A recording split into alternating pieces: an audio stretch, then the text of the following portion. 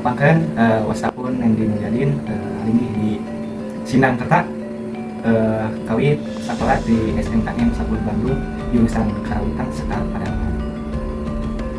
Oke, sebelumnya kan sudah direncanain ya mau wawancara juga. Nah, langsung aja ya ke pertanyaan pertama.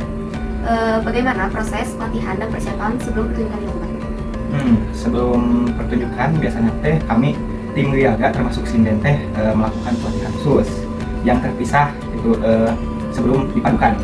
Terutama sebagai dalang, pribadi dalang, kami melatih suara wayang yang minimal dalang itu harus memiliki 14 warna suara gitu. Yang diantaranya itu ada suara dansa, ada suara padrak, ada suara lumbung gitu.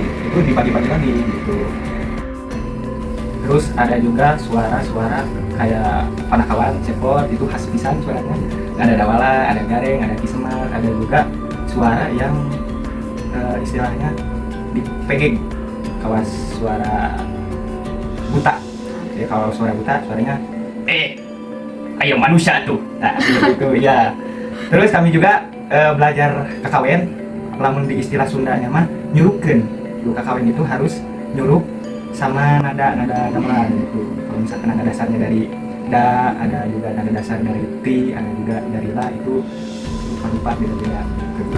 Terus ada juga proses latihan merangkeun wayang.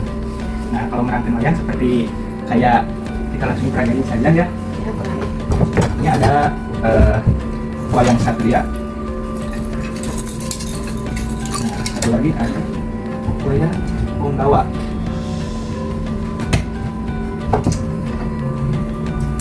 Nah, ini kalau proses merangkeun wayang itu dalang harus kuat dulu tangannya. Jadi karena emang satu tangan satu wayang gitu. Penjarian juga ini sangat harus diperhatikan biar terlihat real, sigah, gelut gitu. Nah, so, gas, sangat aja dipantingkan, gas, gitu. Terus ada juga dalang itu selain terfokus ke cerita, dalang juga harus menyiapkan materi tentang religi, sopan santun juga, dan tata krama. Karena ini pentingnya menjaga martabat pribadi dan kesopanan kehidupan bermasyarakat Sunda begitu. Oke, selanjutnya kalau Amanggumi, bagaimana suasana dan kondisi tempat pertunjukan wayang yang ada di sekitar? Untuk suasana mungkin untuk setiap pagelaran bisa dikatakan peminatnya banyak gitu ya. Terutama pagelaran wayang golek, biasanya wayang golek itu sering bisa jadi konsumsi minatnya masyarakatnya sangat tertarik pisan gitu. Kalau misalkan wayang golek dari anak-anak, orang dewasa, orang tua, itu semuanya ada gitu. Terus untuk suasana lokasi gitu, itu mah tergantung tempat gitu ya, dan cuaca. Lanjut aja ya. Selanjutnya, apa saja alat dan perlengkapan yang digunakan selama pertunjukan wayang? Kalau untuk alat yang paling penting itu ya ada wayang ya, untuk alat. Yang kedua pemeran utamanya yang persiapan dalang itu harus ada. Terus gamelan dikawit, gamelan salendro, gamelan degung, madenda, itu harus disiapkan. Terus ada juga sinden dan alok. Ada juga terus kayak itu pas gunung gitu, ada di awal setiap main pagelaran wayang itu ada penggunaan. Nah, terus ada juga gebog cau. Gebog cau itu batang cau pisang, batang pisang. Ya itu. Terus ada juga kotak wayang, kotak buat cempala wayang, atau suara cempala itu biasanya tok gitu. Terus ada juga kecrek wayang. Terus yang harus disiapkan itu lighting. Ya, lighting itu biasanya digunakan untuk mempererat suasana biar lebih dramatis gitu. Terus satu lagi sound system. Kalau mungkin dulu itu sound system belum ada, jadi nggak terlalu ya dipentingkan. Tetapi untuk sekarang zaman sudah maju, jadi sound system itu sangat diperlukan buat pagelaran.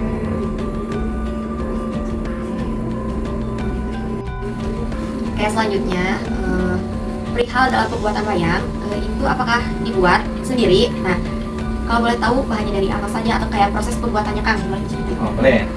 Untuk pembuatan wayang biasanya kami itu memiliki tim juga. Ya, untuk pemilihan bahan biasanya kami menggunakan bahan-bahan dari kayu akasia. Karena emang akasia itu yang satu enaknya ringan, yang kedua itu tidak mudah untuk dihinggapi oleh rakyat. Itu.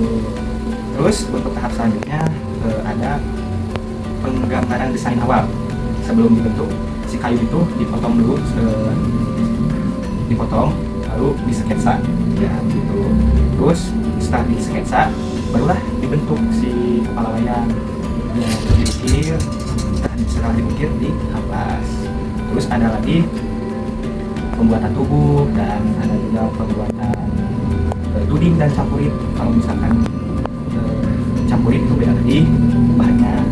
Biasanya kalau campurit itu terbuat dari pohon kelapa atau enggak terbuat dari pohon apa ya masih disini kawung ya itu kawung dan tangkal jambe gitu. Untuk pembuatan tuding, nah tuding itu seperti ini ya. Nah ini itu biasanya menggunakan bambu. Tapi kalau untuk sekarang zaman sudah maju, jadi sekarang itu bahannya biasanya dipakein timbel ya. Nah ini campurin ya. Nah ini campurin untuk menggerakkan nah ini biar bisa nafas. Coba sama teteh. Gimana? Nah, ya ke atas. Nah begitu. Nah itu teh harus gini nyetungnya. Nah seperti itu ya. Terus ada juga proses pengecatan wayang. Sesudah dihamplas, sesudah dibentuk, nanti juga si kepala wayang itu dicat sedemikian rupa. Kalau misalkan satria gini, si catnya itu berwarna kulit seperti kita ya, seperti manusia. Berwarna ada yang coklat, ada yang sawo matang, ada juga yang putih, ada juga cepot. Kalau ini cepot berbeda ya. Kalau cepot warna merah, ya semar warna putih, badannya hitam. Gitu. Terus ada pembuatan dan pemasangan baju. Nah, setelah dicat, setelah dikasih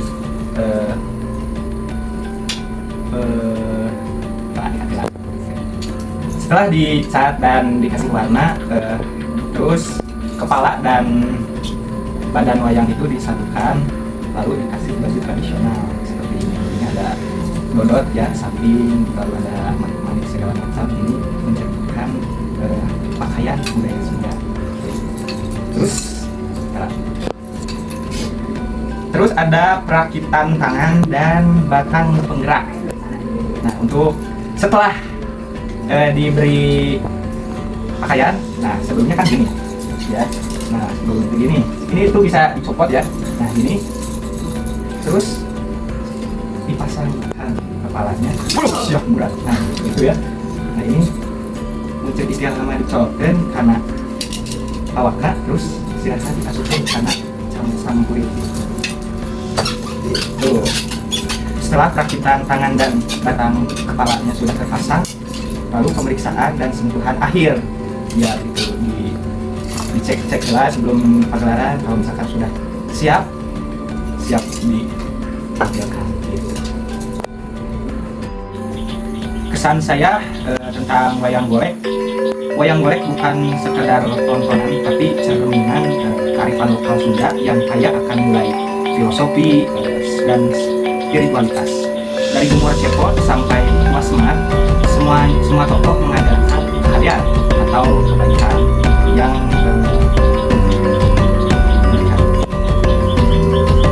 dan satu lagi, wayang golek itu unik ya, gerakannya, iringannya, terus sindennya sampai tutur bahasa Sundanya, semuanya membentuk satu pertunjukan yang sangat khas. Untuk pesan saya, melestarikan wayang golek itu bukan sekedar mempertahankan masa lalu, tapi mewariskan kebijaksanaan hidup kepada masa depan. Kalau bukan kita, siapa lagi yang akan menjaga? Kalau bukan sekarang, kapan lagi? Seperti itu. Ayo nama sana balitungan ka anjeun Gatot Kaca. Baheula rama kaula pernah ditandasa ku anjeun, ayeuna balitungan jeung kaula. Kaula salaku anakna, kaula bakal balas dendam ka sampean. Tingalikeun. Tuh tingali. Pasukan kaula geus ngarumpul. Ayeuna mangsana anjeun Gatot Kaca, siapkeun tanaga jeung pikiran. Gatot Kaca modal sampean.